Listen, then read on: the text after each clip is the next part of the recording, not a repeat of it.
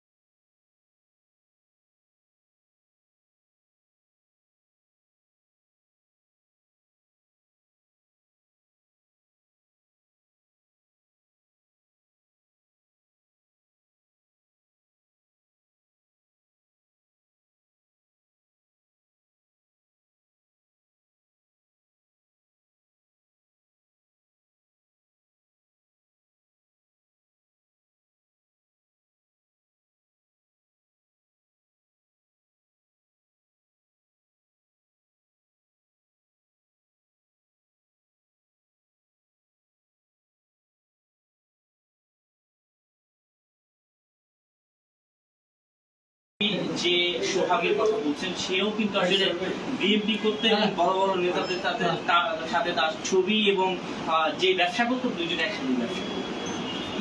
শোনেন, সে বিএনপি করে, সে বিএনপি করতে, এটা বড় কথা না। সবচেয়ে বড় কথা হলো যে সে সন্ত্রাসী কোনো দল থাকতে পারে না।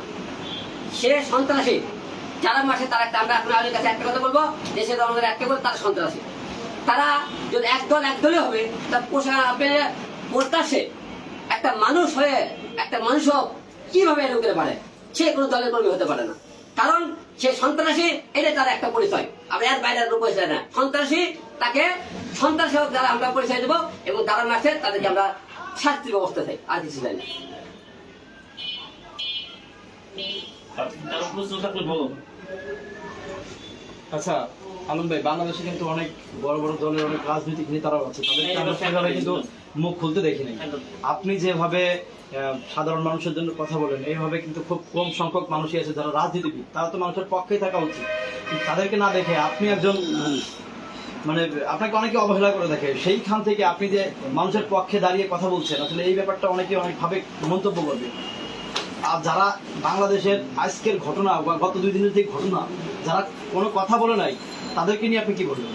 আজকের এই ঘটনাতে বাংলাদেশের যারা আমাকে বিএনপি লোক আছে, বেশিরভাগ লোক বেশি আওয়ামী লীগের দালাল। আচ্ছা, দালাল বলবে অনেকে, আসলে আওয়ামী লীগের দালাল এর কথাবার্তা বলছে, অনেকে বলবে, দেখবেন কমেন্টে আমাকে গালি করবে। কিন্তু প্রকৃতপক্ষে আমি 4-5 জাতীয় সংসদ নির্বাচন করেছি, জনগণের পাশে ছিলাম, আগেও ছিলাম, এখনো আছি। এবং আমি যে 4 বার নির্বাচন করে 3 বার হামলা শিকার হয়েছি, আমিও তো মার খেয়েছি, আওয়ামী লীগের আমলে মার খেয়েছি, বিএনপি আমাকে মারধর করেছে।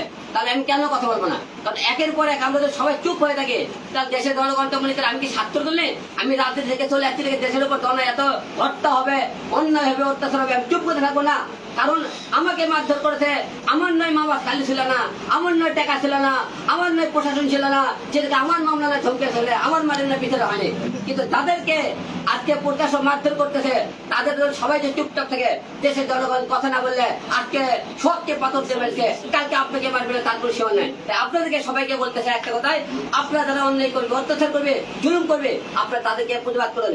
এবং দেশের আইন, নতুন করে আইন আবার তৈরি করতে হবে, যে আইনে লেখা থাকবে যারা হত্যা করবে তাদেরকে প্রকাশ্য মারবে এবং সেই হত্যার মধ্যে প্রমাণিত হবে, তাদেরকে মৃত্যুদণ্ড দিলে 24 ঘন্টার মধ্যে কার্যকর করতে হবে। নতুন আইন চাই আমাদের দেশে আমরা। আচ্ছা আলম ভাই, আমরা দেখি যে বিভিন্ন সময় কর্মীরা যদি অকারেন্স করে, সেক্ষেত্রে খালি শুধু দল থেকে বহিষ্কার করে। মানে এই যে একটা বহিষ্কারের মানে মাধ্যম, এটাই কি সলিউশন? এটাই কি সমাধান? যারা বিএনপি যে সমস্ত নেতারা দল করেছে, তাদেরকে বহিষ্কার করেছে। বহিষ্কার করে কি করছেন? তারা মনে করেন তাদের কর্মে ফিরে গেছে, দলের থাকলো না। কিন্তু তাদের কিন্তু দলের সুযোগ সুবিধা খালি দল থেকে তারা কি করছে, নাম কেটে গেছে, সুযোগ সুবিধাকে দলে দলে তারা ঠিকই ভোগ করবে, ঠিকই তাদের পাশে দাঁড়াবে। দেখা গেছে দল থেকে আপনি বহিষ্কার করলেন দলকে, কিন্তু একবার বহিষ্কার করে একবার চিন্তা করলেন না যাদেরকে বহিষ্কার করলেন, যাদের কারণে একটা পরিবার, সোহাগের মতো পরিবার ধ্বংস হয়ে গেল, এই পরিবারের দায়িত্ব বহিষ্কার করলেন আপনি, তারা ল্যাম্পে আপনার দায়িত্ব। যারা বহিষ্কার করছেন, যারা ওই দলের মতো ওদেরকে বহিষ্কার করলেন, যাদের কারণে আজকে পরিবার একটা ধ্বংস হয়ে গেল, এই সোহাগের দায়িত্ব আপনি বহিষ্কার তারা যারা নিয়েছেন, যারা বহিষ্কার করছেন তারা নেন দেখে ওই পরিবারের আপনারা কি বহিষ্কারের দায়িত্ব নিতে পারবেন? একদিন 5-10 লাখ টাকা দিয়ে সহযোগিতা করতে পারবেন, সারা জীবনে যদি তাদের দায়িত্ব নেন আপনারা, দেখুন আপনাদের কত বড় ক্ষমতা আছে বহিষ্কারের, আপনারা তা নেবেন না। আপনারা খালি মানুষের মিডিয়ার সামনে, জনগণের সামনে দেখে দিলেন, তারা বহিষ্কার হয়ে গেল। বহিষ্কার কোনো সমাধান হতে পারে না। তাদের আইন হাতে তুলে দিয়ে তাদের হত্যা করেছে মূল, তাদের প্রমাণ হয়েছে এবং মৃত্যুদণ্ড করে তারা আপনারা ফাঁসিতে ঝুলে কার্যকর করে দেখেন না। দেশের অন্যায় করে তার প্রতিবাদ করলে, এই ধরনের হত্যা করলে তাদের বিচার হলে ফাঁসি ফাঁসি ফাঁসি। আচ্ছা আলম ভাই, আপনি আমরা জানি আচ্ছা, যে যদি এই প্রসঙ্গ না, অন্য তারপরে অন্য একটু আমি যাবো। আমরা জানি যে সবাই মিলেই নিব। আমরা জানি যে আপনি বিভিন্ন সময় অন্যায়ের বিরুদ্ধে একজন প্রতিবাদী কণ্ঠস্বর। আপনি এই যে সামনে রাজনীতি করতে চাচ্ছেন, এই যে বিভিন্ন সময় যে ঘটনাগুলো ঘটছে, সেগুলো কি আপনি নিরপেক্ষ থেকে প্রতিহত করতে চান, নাকি কোনো রাজনৈতিক দলের ছত্রছায়া হিসাবে করতে চান? আসলে আগে থেকে হিরো একা তো প্রতিবাদ করে একাই, হিরো এখন যদি কোনো দল তৈরি করে কোনো দলের সাথে যায়নি। আমরা প্রতিবাদ করতেছিলাম আগে থেকে, এখনো করবো, ভবিষ্যতেও করে দেবো। কারণ দেশের জনের গাড়িতে নির্বাচন করলে যে আপনি প্রতিবাদ করবেন তাহলে ভুল, তাহলে একতরফা হয়ে গেল। আপনি নিজের স্বার্থ ভাবে আমি নির্বাচন করবো, জনগণের প্রতিবাদ করবো, এটা তো হতে পারে না। এত দেশের সচেতন নাগরিক হলে, অন্যায় প্রত্যাচার হলে আপনার প্রতি সবাই যদি আপনি কথাবার্তা বলেন, তাহলে মনে করবেন বুঝবি জনগণ না, এটা সব দিকে আছে, কারোর স্বার্থের জন্য নেই। আমি নিজের কথা ভাবি না, কারণ আমি নিজের জন্য কয়েকবার মৃত্যুর মুখ থেকে ফিরে এসেছি, উপর আলো এখনো বাঁচে রাখছে। ভবিষ্যতে মনে করেন যে অন্যায় অত্যাচারে হিরো চুপ থাকবে না, কোন জায়গাতে সব জায়গাতে অত্যাচারে অবশ্যই হিরো আমার পাশে থাকবে। আলম ভাই, বর্তমানে 3টা দল, বিএনপি, জামায়াত, এনসিপি, এই 3টার মধ্যে আপনার কি মনে হয় কোন দল ক্ষমতায় আসলে বাংলাদেশ একটা সুষ্ঠু দল পাবে, এবং কেন এটা মনে হবে? আওয়ামী লীগও জনগণ দেখেছে, বিএনপিও দেখেছে, নতুন দুটো দল এনসিপি আর আমার দুটো দল দেখেনি। সামনে নতুন দলটার গানাই মনে ভালো, কারণ পুরাতনের জ্বালা তো আমরা একটা দল ক্ষমতা না আসতে তারা যে হিসেবে উঠে পড়ে লেগেছে যে আমরা ক্ষমতা আসলে তারা আর কত কি করতে পারে। তাই আমরা অবশ্যই পাবো, দেশের জনগণ চোখ মুখ খুলে গেছে, দেশের জনগণ এখন ভালো মন্দ বোঝা শিখছে, এবং এবার বলে জনগণ মন খুলে ভোট দিতে পারে, দিতে যেতে পারবে, সুষ্ঠু নির্বাচন হবে। জনগণের আমরা শুনতেছি সব কিছু সুস্থ হয় জনগণ। এবার আমার মনে হয় আপনারা হিসেব করে আমাদের দেশের জনগণের প্রতিনিধি তৈরি নিয়ে আসবেন, এবং এমন একজনকে প্রধানমন্ত্রী বানাবেন যাদেরকে নিয়ে আমরা নতুন কিছু আশা করি, এবং দেশের আইনের কিছু পরিবর্তন আনতে হবে, প্রশাসন কিছু ক্ষমতার পরিবর্তন আনতে হবে, এবং দেশের আইন শৃঙ্খলা বাহিনী আরো আমাদের কঠোর হতে হবে, নাহলে বাংলাদেশ ঠিক করা খুব কঠিন হয়ে যাবে। গতকালকে ঘটনাকে কেন্দ্র করে আপনি তারেক রহমানকে কি বার্তা দিতে চান? দেখুন, আমরা তারেক রহমানকে একটা বার্তা দিতে চাই, আপনারা বহিষ্কার করে কোনো সন্তান ফিরে দিতে পারবেন না, কোনো বাবাকে ফিরে দিতে পারবেন, আপনারা একটা পরিবারকে আপনারা সুখী রাখতে পারবেন না। আপনাদের নেতা কর্মীরা গত 5 তারিখের পরে থেকে যা অত্যাচার জুলুম করেছে, এবং আমিও সেই জুলুমের শিকার, আপনাদের বিএনপির লোকেরা আমাকে মারধর করেছে। আপনি দেখেছেন যখন আওয়ামী লীগ সরকার ক্ষমতা ছিল, হিরো আলম কিন্তু আওয়ামী লীগের বিরুদ্ধে প্রতিবাদ করতে ভয় করেনি, কথাবার্তা করে, কিন্তু আমি হিরো আলম আপনারা 5 তারিখের পরে আপনাদের বিএনপির লোক আমাকে প্রকাশে আদালতে কিন্তু মারধর করেছে, আমি বিচার পাইনি। তাই আপনাদেরকে তো বলতে চাই, জনগণ আপনাদের উপর একটা আশা রেখেছিল, আওয়ামী লীগ সরকার গেলে আপনাদের দ্বারা ভালো কিছু হবে, কিন্তু আপনারা ক্ষমতা দেওয়ার আগে আপনাদের নেতা কর্মীরা যা শুরু করতে, জনগণ এতে আপনারা ভবিষ্যতে আপনারা নেতা হওয়া এবং ক্ষমতা এবং নির্বাচনে জয়ী হওয়া খুব কঠিন হয়ে যাবে। এটা জনগণের আপনাদের যে সমস্ত কর্মীরা আছে তাদেরকে এখনো সতর্ক হতে বলেন, এখনো ভালো হতে বলেন, চাঁদাবাজি বন্ধ করতে বলেন, এই সময় লুটপাট করতে বন্ধ করেন, এবং জনগণের পাশে দাঁড়াতে বলেন। তাহলে দেখবেন একদিন বাংলাদেশের মানুষ আপনাদেরকে নিয়ে যে আশা করেছিল, যে স্বপ্ন দেখেছিল, সেই স্বপ্ন বাস্তবায়ন আপনাদের হবে। তার মানে আপনি বলতে চাচ্ছেন আওয়ামী লীগ যে পথে হেঁটেছিল সেই পথে বিএনপিও হাঁটতেছে? এখন তো 5 তারিখের পর থেকে সেরকম দেখতে যাচ্ছে, যেখানে আওয়ামী লীগ আগে চাঁদা তুলতে চলে সেখানে বিএনপি চাঁদা তোলে। যেখানে মনে করেন সন্ত্রাসীরা মনে করেন আগে চুপ করে থেকে দিল আওয়ামী লীগেরা, সেখানে বিএনপি কথা বলতেছে। যেখানে মনে করেন আগে আওয়ামী লীগ কথা বলেনি, সেখানে বিএনপি কথাবার্তা বলতেছে। এখন এরকম তো মায়ক দেখেছে সমস্ত প্রমাণ। আমাকে অনেকে লোক হয়তো আওয়ামী লীগের দালাল হলে দালাল হতে পারে, কথা নাই, তোদের তোমার ব্যক্তিগত কে কি বলেছে এটা হিরো আলমের কোনো সমস্যা নেই। কিন্তু হিরো আলমের যখন মারধর করছিল তখন তো ওই দালালটা কই গেছিল, চুপচাপ ছিল কেন? কয় দেখে মারলো আমারে যে মানুষের কথাগুলো কাম দিয়ে লাভ নেই, আমার কথা হলে সত্তর দয় অল্টে ভাই, সত্তর দয় হবে। আপনার বগুড়ার কি অবস্থা, বগুড়া এলাকার কি অবস্থা বর্তমানে? বগুড়ার অবস্থা আগেও দেখতেন যেরকম এখন এরকম। এখন বগুড়ার পরিস্থিতি যেহেতু মনে আগে দেখছেন বগুড়াতে মনে করে আমার আদালতে কোটা সাহেবকে মারধর করেছে, সেই থেকে বগুড়ার লোকের উপর আমার একটা ঘৃণা ধর্ম হয়ে গেছে। কারণ যে জায়গা হিরো আলম বগুড়ার জন্ম, সেই বগুড়ার মাটিতে যাতে তুমি এত কিছু করলাম, সেই বগুড়ার মাটিতে হিরো আলমের উপর মারধর করেছে, তাতে অবশ্যই বগুড়া মাটিতে অবশ্যই আমার ক্ষিপ্ত একটা ঘৃণা আছে। তার মানে কি বগুড়া থেকে আপনি কখনো নির্বাচন করবেন না? নির্বাচন কোন জায়গা থেকে আমি তার ঠিক নেই। আমি ঢাকাতেও করতে পারি, বগুড়া থেকে করতে, আমি আবার মনে করেন 1 নম্বর নির্বাচন করতে পারি, এটা কোনো বিষয় না। আচ্ছা, আপনি বলছিলেন কিছুদিন আগে যে আপনি মেয়র নির্বাচন করবেন দক্ষিণ থেকে, আবার কি মানে যদি এটা থেকে ব্যর্থ হন তাহলে কি আবার সংসদ নির্বাচন করবেন বা ইউপি নির্বাচনের দিকে ঝুঁকবেন কিনা, এই বিষয়টা একটু ক্লিয়ার। হিরো আলম জীবনে পিছনে যাওয়া শেখেনি, আপনি সামনে যাওয়া শিখছে। যেহেতু এমপি নির্বাচন করতে অবশ্যই পিছনে যাওয়া শিখে নেই, তার সামনের দিকে যাওয়ার চিন্তা ভাবনা করতে অবশ্যই মেয়র নির্বাচন করবো, অবশ্যই মন্ত্রী করবো, ভবিষ্যতে ভালো কিছু করার চিন্তা আছে। কিন্তু হিরো আলম পিছিয়ে যাওয়ার শিখে জীবনে, সামনে এগিয়ে যাওয়া থেকে নির্বাচন করলে হিরো আলম বড় ধরনের করে নির্বাচন করবে, এই সুযোগ। আলম ভাই, সম্প্রতি একটা ভিডিওতে দেখা গেছে ঢাকা উত্তরের আহ্বায়ক, বিএনপি আহ্বায়ক আমলের লোক আপনাকে একটা মেনশন করে কথা বলেছে যে ট্রাম্পকে ভোট দিলে বাংলাদেশে হিরো আলম যাবে সংসদে। এই বিষয়টা আপনার কি বলবো?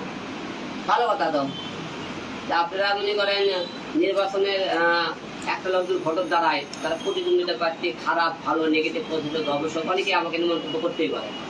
আমাকে কারো হিরো আলমকে আবার অনেকে ভাবে, এই জন্য তাদেরকে সাধুবাদ জানাই যে আপনারা ভাবতেছেন হিরো আলমের ভালো কিছু হতে পারে, আমার হিরো আলম আসলে খারাপ কিছু হতে পারে, যে মন্তব্য করা ভালো, যত মন্তব্য করবে সাথে আমি সামনের দিকে এগিয়ে যাবো।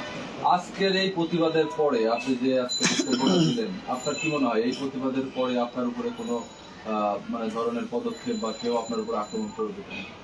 আক্রমণ হতে পারে, সত্য কথা বলে যে কোনো লোক আওয়ামী লীগ কোন বিএনপি কোন আমাদের উপর আক্রমণ করতে পারে, আমার সঙ্গে গালিগালাজ করতে পারে, এইসব আক্রমণ ভাবি না। কারণ আক্রমণের শিকার অনেকবার হয়েছে, অনেকবার মার খেয়েছে, অনেকবার মনে করে আল্লাহ পাক আমার জীবনটা ব্যস্ত রাখছে। তো অবশ্যই এইরকম যদি মনে করি শত্রু পটে মনে করি আক্রমণের শিকার হই, যদি মৃত্যু হয় আমার, তাও কোনো সমস্যা নেই। আলম ভাই, আপনি তো সিটি কর্পোরেশন নির্বাচন করতে চান, অবশ্যই আপনি জিতার জন্যই করবেন, যে আপনি সিটি কর্পোরেশনের একজন নির্বাচিত মেয়র হবেন। তো মেয়র যদি হয়েই যান, তো সেক্ষেত্রে আপনি ঢাকাবাসীর জন্য কি কি উন্নয়ন করবেন? আসলে দেখুন, নির্বাচনের এখনো অনেক প্রসেস, অনেক কিছু, এখন জাতীয় সংসদ নির্বাচন, মেয়র নির্বাচন, অনেকগুলো একটা দেরি আছে। সবকিছু মিলে কি আমরা নির্বাচনের আসার টাইমে যখন একটা লোক নেতা ভোটে দাঁড়ায়, অনেক আপনারা বড় বড় কথাবার্তা বলে, কিন্তু বড় কথা বলে কোনোদিন নেতা আপনি জনগণের মিথ্যা আশাতে কোনোদিন আপনি নির্বাচিত পাশ করে কিছু করা যায় না। আপনারা রিয়েল যদি ভোট করতে চান, জনগণ যদি ভালোবাসতে চান, আগে একটা জায়গা তৈরি করতে হবে। এখন সেই হিসেবে আমার আওয়ামী লীগের আমলে নির্বাচন করে আমরা অত্যাচার মার খেয়েছি, এবং বিএনপি টাইমে নির্বাচন করে দেখতে হবে, এমন এমন জায়গায় নির্বাচন করে দেখতে হবে, সেই ঝুঁকিপূর্ণ জায়গাগুলো সেগুলো আমার উপর তারা অত্যাচার। আলম ভাই, আমার প্রশ্ন ছিল, আপনি যদি সিটি কর্পোরেশন নির্বাচনের পর মেয়র হন, তাহলে আপনি এই ঢাকা সিটির জন্য কোন উন্নয়নমূলক কাজ করতে চান? না, ওইটা তো বললাম আপনার কথায়, যে আমি আগে একটা নির্বাচন আগে ভোটের আগে বড় বড় কথা বলেনি তারা, আমি সেই সমস্ত বড় বড় কথা বলে কোন নির্বাচনে যাব না। আপনি ঢাকা সিটিতেই থাকেন, ঢাকা সিটিতে কোন কাজটা করলে মানুষের জন্য অনেক উপকারে আসবে, সেই জিনিসটা শুনতে চাই। এই কাজটা আমি এই মুহূর্তে বলতে চাইতেছি না, কারণ কি কারণে আমি নির্বাচনে যখন আসবো তখন আমি প্রস্তুতি নিয়ে আপনার সামনে আসবো, ঢাকা শহরে বাংলাদেশের মানুষের জন্য কি কি করবো। তারপরে স্পেসিফিক কিছু কিছু না, বিষয় থাকে স্পেসিফিক না, আমি ভোটের আগে দেখছি অনেক জায়গা নেতারা বলে ভাই আপনি নির্বাচনে হলে কি কি করবেন, কেউ ভাই আমরা আপনি স্কুল করে দেবো, কেউ মাদ্রাসা করে দেবো, কেউ ঈদখানা করে দেবো, ভোটের পাস করার পরে কোন নেতার কোনো খোঁজ খবর থাকে না। আপনি চাইতেছেন আমি এরকম মিথ্যে কোন আপনার কোন ভয় দিই যে আপনি এই কর্ম ঢাকা সিটি আপনি একদিন রাতের মধ্যে আপনি হলে একবারে আপনি কি করে কয় আপনি সিঙ্গাপুর বেলে দেবো, সেরকম মিথ্যা আপনারা কি বক্তব্য শুনতেছেন আমার থেকে? কোনো মিথ্যা বক্তব্য হবে না, যখন নির্বাচন হবে সকলে আপনার এই সমস্ত নিয়ে কথা হবে। আচ্ছা আলম ভাই, একটু জানতে চাই, নতুন দল গঠন হলো, অনেকেই নতুন দল গঠন করে তাদের মানে রেজিস্ট্রেশন করে নিচ্ছে, তো সেক্ষেত্রে আপনি যেহেতু আপনার একটা বড় ফ্যান বেজ আছে, আপনি কি দল গঠন করার চিন্তা ভাবনা করছেন? না, এই মুহূর্তে দল বা কোনো চিন্তা ভাবনা নাই। আমরা ভবিষ্যতে চিন্তা ভাবনা কোনো দেশের যে পরিস্থিতি, এই দেশের পরিস্থিতি থেকে আমি নিজেকে ঢুকিয়ে নিয়েছিলাম যে না, যখন চিন্তা ভাবনা করে না অন্যায়ের প্রতিবাদ না করে করে দেশের অনেক জায়গা আমাদেরকে অনেকে বললে হিরো আলম সুবিধাবাদী, তার নিজের মনে করেন স্বার্থ অনুযায়ী সে এখন জনগণের পিছ থেকে চলে যাইতেছে, মানুষের কথা বলতেছে না, সে নিজের স্বার্থ নিয়ে চলে গেছে। আমি সুবিধাবাদী হতে চাই না। অবশ্যই জনগণের জন্য পাশে ছিল হিরো আলম, আগে ছিল, এখন ছিল।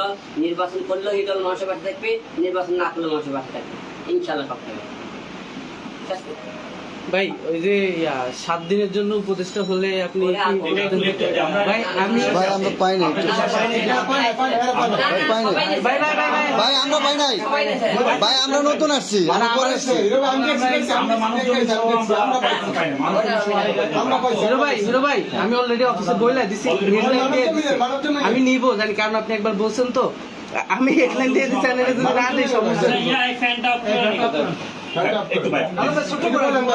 ছোট করে আপনি গুছায় একটু বলেন, জাস্ট এটাই আমার মূল আকর্ষণ আজকে।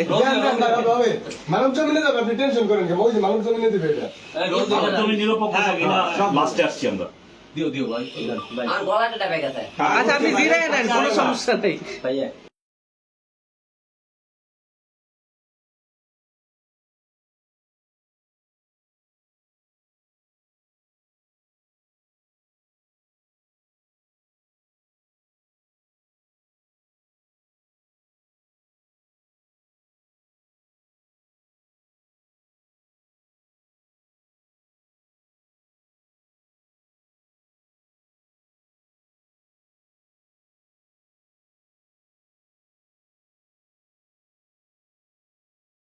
জন্য যদি আপনি মন্ত্রিত্ব পান বা স্বরাষ্ট্রমন্ত্রীর দায়িত্ব পান, তখন আপনি দেশের জন্য কি কি কাজ করবেন?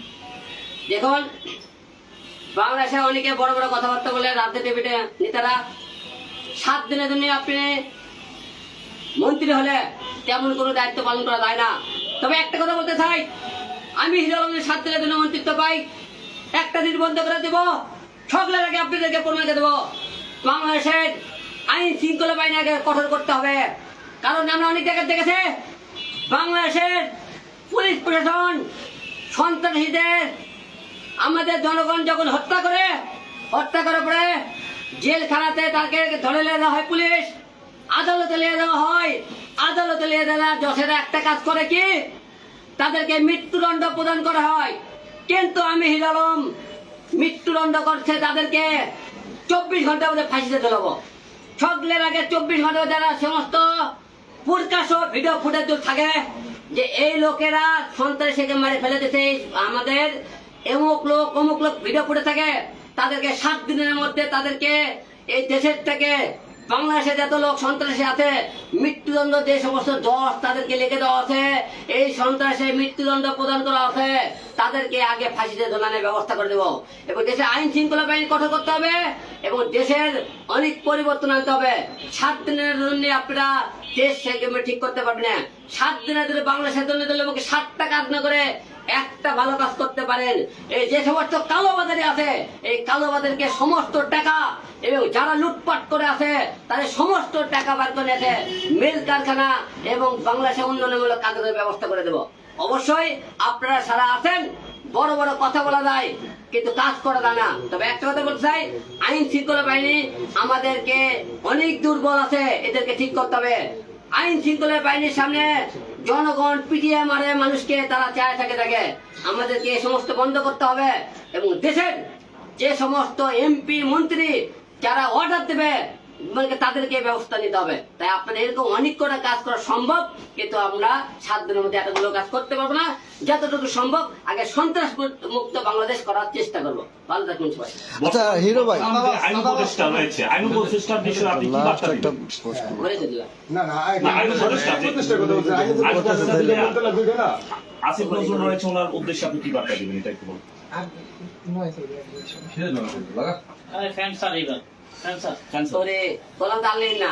আচ্ছা আইন উপদেষ্টা আসিফ নজরুলেরটা বলেন, আর কিছু বলা লাগবে না। নাম ধরে বলে আসিফ নজরুল। গায়ক আসিফ নজরুল ভাই ভাই কথা বলেন। হ্যাঁ, না না না ভাই কত দরকার না, আপনি নাম ধরে বলেন। আসিফ নজরুল কি করবেন ভাই কবেন